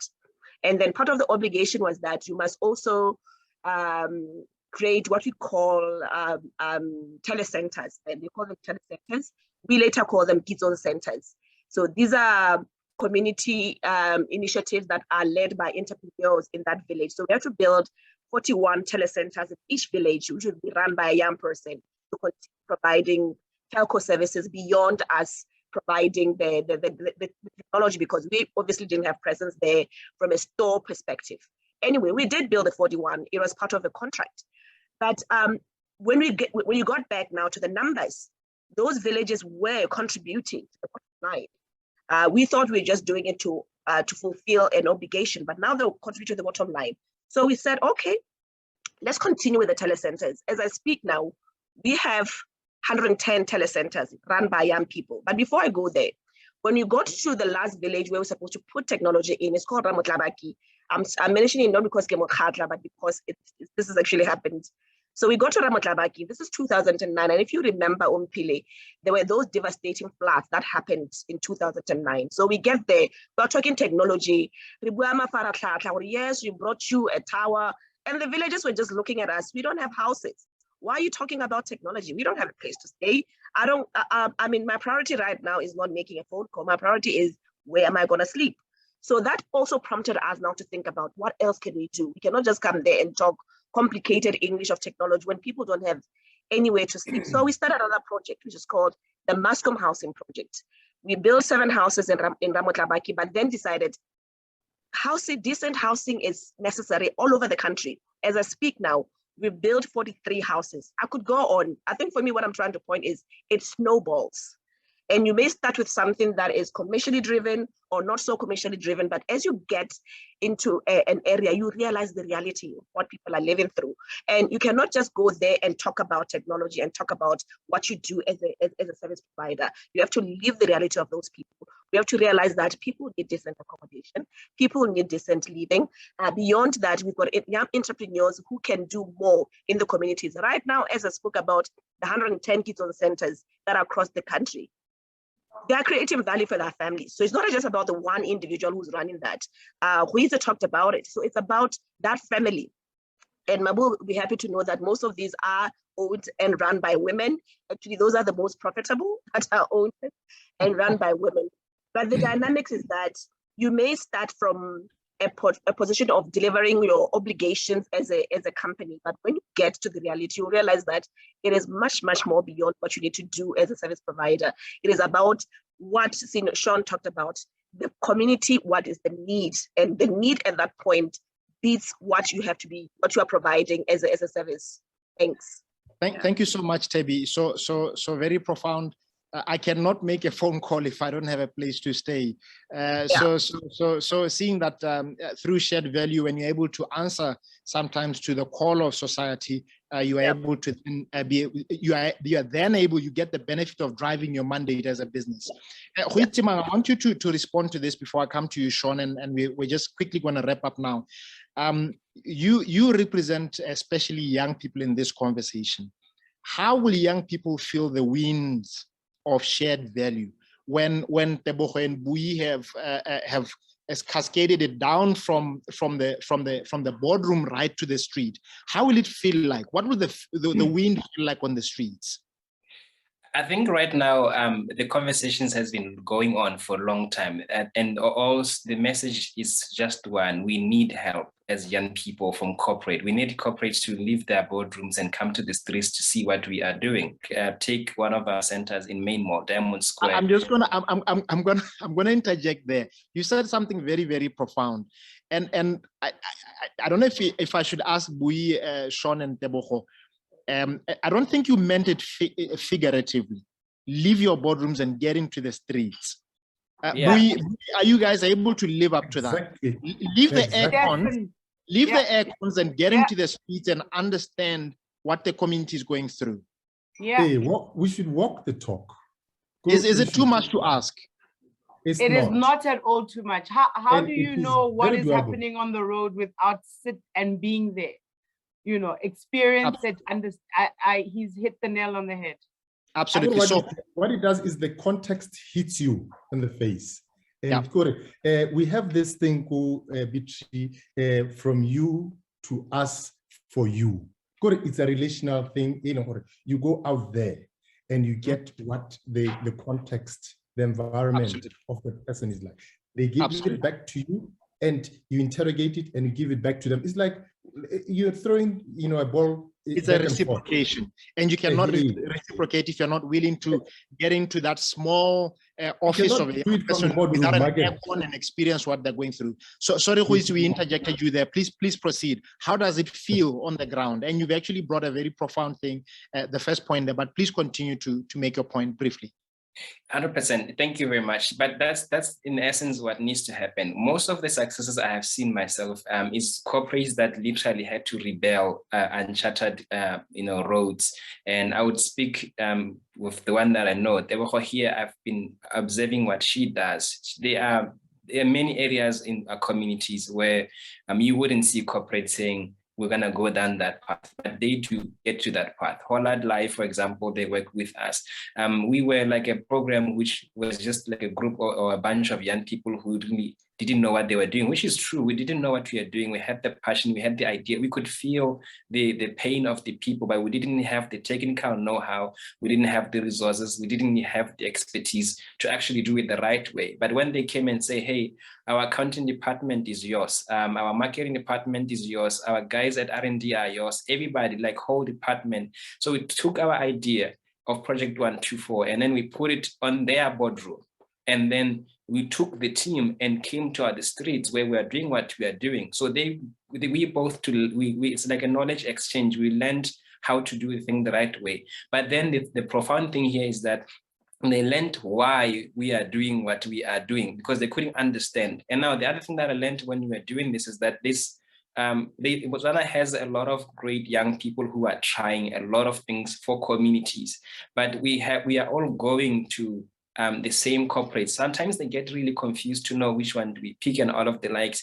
And this is why right now the ecosystem of what we are doing has been designed over time. Right now it's easy. I mean, you go to Pilonomi or you go to Nicolette at World Bank, or you go to the young people in BRH or Accelerate at Stanbic Bank where we are, and you'll find that now it is actually more structured. It's easy for the corporate to actually know what's going on in the ground. But what I can tell you is it will be a beautiful thing to see, you know, companies just being bold and getting out there and say, I'm going to pick that young one person, not 100 or 10, because Holland in 2018 picked me, and that was just in Gabon. Right now, we reach a lot of young people all over the country, and we grew to SADC in countries like South Africa, Namibia, Eswatini. And this year, we just grew again to East Africa. So we reach young people virtually in Ethiopia, in Sudan, in Uganda.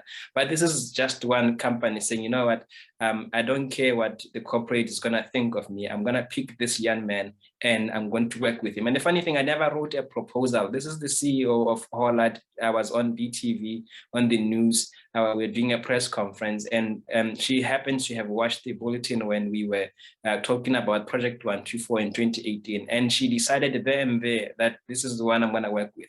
And she called me the next morning and she said, whatever you're going to need between now and whenever you'll be tired of me, I'm going to help you. And I thought she was joking. And 3 years later, I can tell you the growth that we have. I personally have learned a lot and actually benefited from just the comfort and the ease and the peace that come knowing that there's a company that is willing to risk it all on me.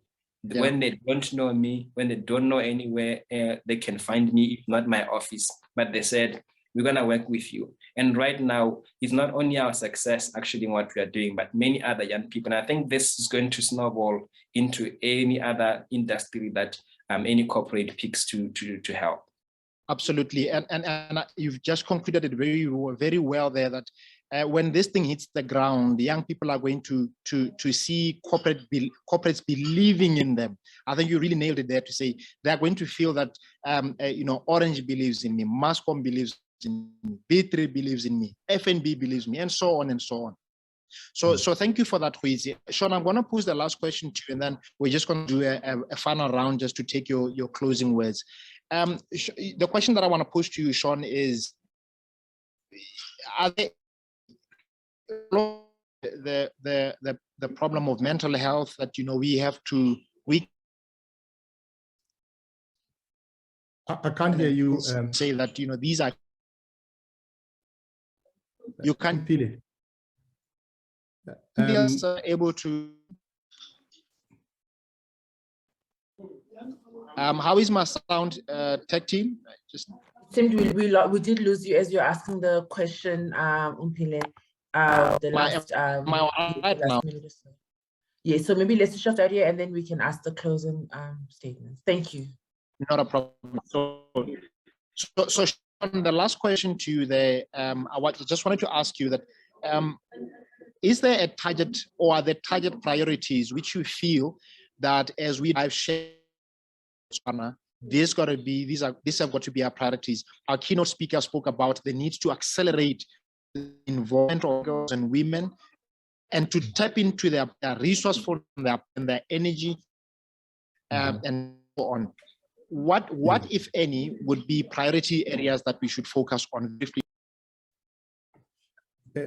Priority areas or target groups? Priority target groups. Yes. What do you mean? In my view, the girl child should be maybe the first target. We've got a lot of the stats are not that clear to me at the moment, but we've got exposure and experience in working with some marginalized communities, like one of the projects that besides this one, the Sunbarrow kiosk that we're doing with Executive Margin, and it's a beautifully evolving project that we are at B3 designing and developing. But we've got another one, the energy efficient hybrid cook stove, which is targeting marginalized communities, especially the women in society, in some of the remote areas and all that. And we're finding that, amongst these communities, over and above the women, the girl child is, more vulnerable than others, access to, literacy issues and, schools and what have you not. These are some of the really vulnerable groups that maybe have not really, come to the fore in terms of attention. So I think they should really be amongst the focus groups. Right. Yeah.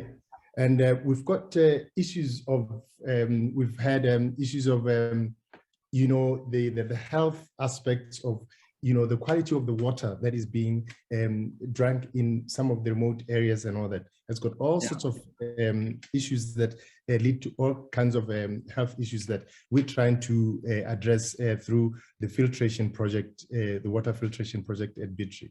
So really it is these, rural communities. And you'd find that the rural communities, they have a lot of knowledge, know-how in a lot of ways that they can solve and address some of these. They just need us to come out and interact with them and start to know and understand their context and start to now develop solutions that work for them, and they can really even work for the corporates as well. All right. Thanks, Sean. We unfortunately have run out of time. I'm going to give each one of you just 30 seconds to say your parting words in terms of what you think the next steps ought to be for us to unearth the sheer power of shared value in Botswana. I'll start in the same order that I started. Bui, Tebogo, Sean, and then Khwiti. 30 seconds. Thank you so much. I think for me, main thing, let's be action orientated and drive the policies, but not just speak it, let's live it. I think for me, the biggest thing coming from an African proverb, if we want to go fast, go alone, okay, do it alone. But if we really want to go far, let's go together, let's pull together. And for me, even going beyond, not seeing Tebogo's initiatives as a competition, but we serve the same community, we're driving the same things. We just coming at it from a different angle based on our on our challenges and what we do in a corporate. But let's start building and working with organizations that Bopilo and Lolo work with to really help us to see how do we internalize as a company into our values, into our strategy, what we've been talking about today. Because I think a lot of corporates, we still need that support. And for me, we need to start focusing on startups like Hutsimang spoke about. Let's go to the streets and really drive the change from there. Thank you. Thank you so much, Bui. Thank you so much. Tebi, your final parting words. I think for me, just to thank everybody for the very interactive discussion. I totally learned a lot. I'm very excited about some of the initiatives that are doing. Sean, I really want to speak to you on some of your environmental issues there, because we are struggling in that space to find partners that can really make an impact on the environment. But I think my parting words would be to say, I said it at the beginning, if we're going to talk about shared value representing a corporate, you have to walk the talk. You have to do it in your personal space. So look into your personal space. Are you creating value? Are you sharing value? So if I can do it as an individual, and then I want to get into the boardroom and influence decisions on it, no, that's not going to happen. That says lack of integrity. So walk the talk, like Huitzi was saying. Let's go to the streets, do shared value in your everyday life as a person with your immediate and your extended family and the community. Then you can actually go to the boardroom and be authentic in what you're speaking about. Thank you. Thank you so much, Tebi. Thank you. Sean, over to you then, Khwiti. Thank you very much. Thank you, Umpi. Really, Tebi was just speaking to what because I was like, everyone when they wake up, some of the reflections should be, who are you? Why do you exist? What is your worth to this world? I mean, what is your worth to humanity? What really makes you tick? Do something. Can you partner? Can you do a little thing that adds value to your partner, to your colleague? And then you would walk to even now think of, you can even partner with an opponent, a business opponent, and actually do good and I mean, I'm thinking that here we have Mascom, here we have Orange. Why we not partner with them and look at the cyber security or the smart city of this country and work together? Because it's a win-win, whether it's a competitor or it's a friend in business. So let's introspect and reflect about our small things that we can do, start the small steps before we make the bigger steps. Thank you so much, Sean. It's about starting, and let's make sure that we start with whatever small steps we can make. Thank you. Khwetsi, your final words? Thank you very much. I think I'll echo from our national anthem. It says that Banna Tsogang and Emambasadi. And to that point, I want to explain in English that the national anthem does not recognize the slumber of women because it does not exist. It only recognizes the slumber of men because it exists. And the reason why we say is because at this point it's time to actually realize the value and the potential that we have in the women. Personally, I was raised by a single mom. Every mentor of mine that has continued to inspire me to where I am has always been a woman. And also the last thing I wanted to share with the audience here is that in as much as it's good to be very relevant in the boardroom, let's try by all means to be relevant in the streets, because after you create a great concept in the boardroom, it's your time to be able to know how you can tell the same story to an old woman who has never been to a school, to a young man who's trying to do something wherever they're trying to do that. Because at the end of the day, it's about those people. So after you talk about design thinking, shared value, all of this, it's time to simplify it. And most importantly, take the risk of being a rebel and actually get out there and do it. And I just wanted to highlight one other young man who I have seen his work. He's actually here on the call, Swift Mpoloka. He does a great, amazing work in Bwentling. I've seen what he's doing with the young people in the region, in that area of Bwente. And I want to say those are the type of young people that you should never apologize for just taking the decision and say, I'm gonna take Swift and do to him what Holland has done with Huitsma.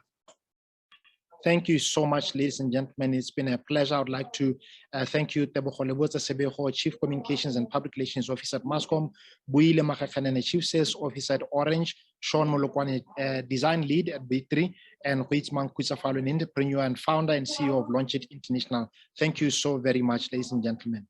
At this point, allow me now to welcome our final speaker, who will be giving us the closing remarks, and that's Tiki Bernard.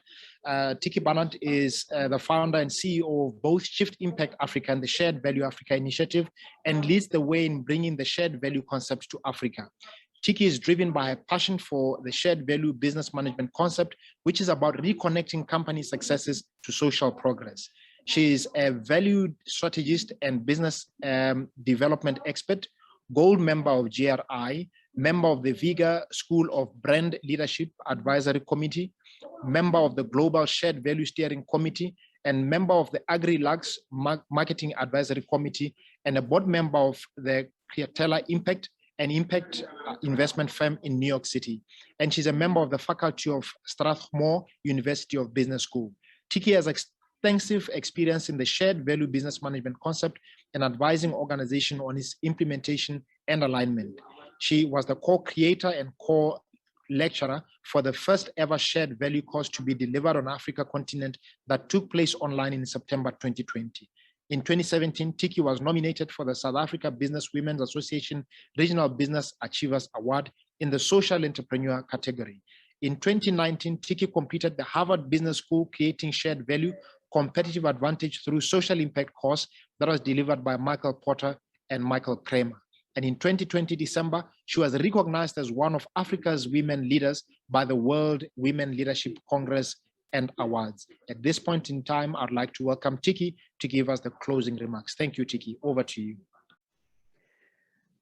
Thank you, Mpile. Wow, what a great discussion today. I guess we probably could have carried on the whole day. And I want to say to each and everyone that was part of this discussion today, thank you so much for your leadership in the space of creating shared value. So when we brought shared value to Africa over 3.5 years ago, for me it was, as Kwetamelo said today, it's about Ubuntu. and adding a commercial business angle to it to create sustainability and profit with purpose. Listening to all today, we must admit that we have an enormous amount of work to do, and there is no going back to what it was like before COVID. As Mabu and Boyesile emphasized, and all of you, in this last part of the discussion, the time for action is now. In South Africa, the current unemployment rate is sitting at 34.4%. In Nigeria, it's 33.3%. Here in Botswana, it's estimated that it will reach 24% by 2021. The people that are paying the price of unemployment are women and our young people, and ultimately our children. COVID has demonstrated how inextricably linked society and business is. The one cannot succeed without the other. Sean spoke about the importance of ecosystems, and it is about collaboration. Tebogo, I agree, we must never lose sight that our communities are the heart and soul of our society and business. And today I just want to say that everything is possible, but there needs to be a willingness and drive to bring about change. Put self-interest aside, sacrifice our egos and greed to take up responsibility to create economic, societal, and environmental value for all, not only for a privileged few. Change is driven by leadership.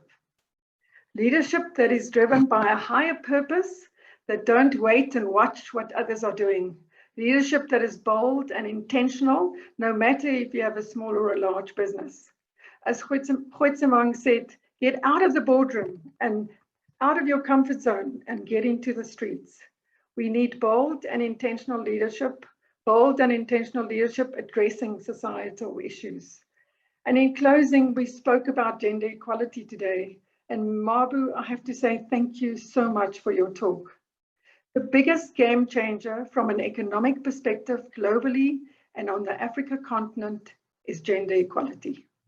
In fact, if women's unpaid work was assigned a monetary value, one study of 6 countries has suggested that it would constitute 10 to 39% of GDP. We need to change our policies and practices to be more inclusive and include women. To our leaders, give women a seat at the decision-making table and see how your profits grow. We all know NASDAQ and the S&P 500 companies. According to research by the S&P, firms with female CFOs were more profitable, generating excess profits of $1.8 trillion. Firms with female CEOs and CFOs produced superior stock price performance compared to the market average. Firms with greater gender diversity on the board of directors were more profitable. In closing, creating shared value is not a short-term solution. It is a long-term commitment to all stakeholders to create sustainable and profitable organizations that deliver prosperity for all. I thank you all for making the time today. There is no bigger power than the power of the collective. And it's a dream for our continent that we will work together towards creating a more equitable society. And as Nelson Mandela said, it always seems impossible till it's done. I thank you all and may God bless us all. Thank you.